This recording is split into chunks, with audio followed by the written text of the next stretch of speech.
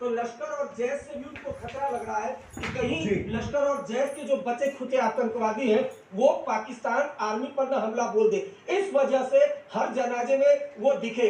और ये जो तस्वीरें हैं बड़ी बात बता रहे हैं, आपने बिल्कुल सही कहा। कभी इसकी कल्पना भी नहीं की थी, सोचा भी नहीं था।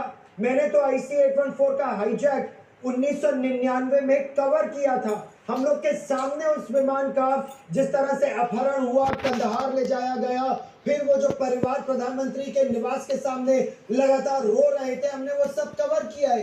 कभी नहीं सोचा था उन आतंकवादियों के खिलाफ बहावलपुर में कार्रवाई होगी, हमारी संसद पर हमला हुआ। कभी नहीं सोचा मुरीद के में बमबारी होगी। ये तो अब सोचिए, नरेंद्र मोदी सरकार ने 2025 में ये किया। कितनी सरकारें आई, कितनी सरकारें गई, 26/11 हुआ। कभी नहीं सोचा था 26/11 के बाद आतंक के घर में घुसकर मारा जाएगा। रहिए मेरे साथ आप दोनों, हमारे साथ 3 विशेषज्ञ भी इस समय जुड़ रहे हैं।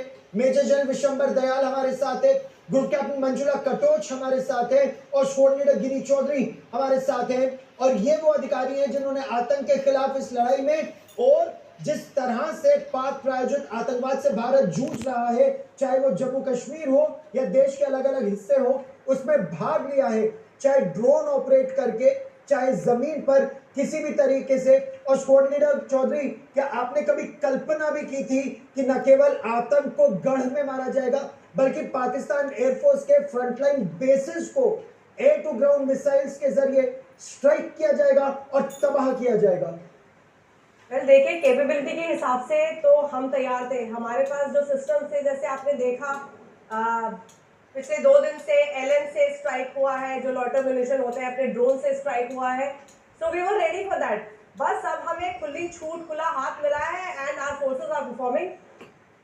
We are ready to eradicate this terrorism, क्योंकि हमारी जो जंग है वो किसी देश से नहीं, किसी सिविलियन या किसी पर्सनल मैटर नहीं है, किसी धर्म से नहीं है। ये लड़ाई है टेररिज्म के खिलाफ। और जिस तरह से पाकिस्तानी फोर्सेस बिहेव कर रही है, जिस तरह से एक्शंस वो ले रही हैं, जैसे कि सिविल फ्लाइट की आड़ में आके ड्रोन्स को भेजना, अभी they are using their surface to surface missiles, तो ये सब जो एक्शंस देखे जाते हैं, ये एक टेररिज्म का ही प्रतीक है। ये हमारी आम जनता, हमारी नागरिकों में टेरर फैलाने का एक मकसद है।